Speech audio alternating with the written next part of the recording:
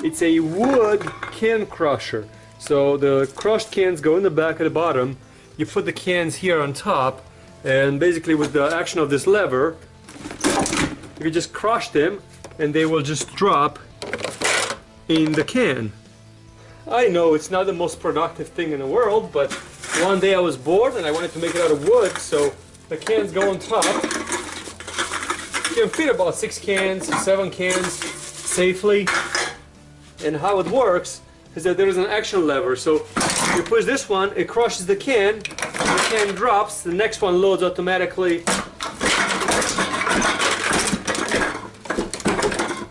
Sometimes it works without jamming. I could get 6, 7, 8, 10 cans through it. It depends on very much of how much power I put through it. So this one should drop no problem.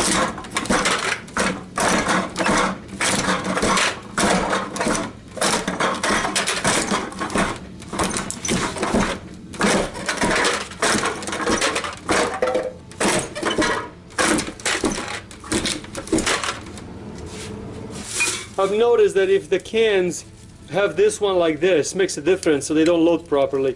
But otherwise, as I said, it's a crazy project that I've decided to show you guys. Thanks for watching.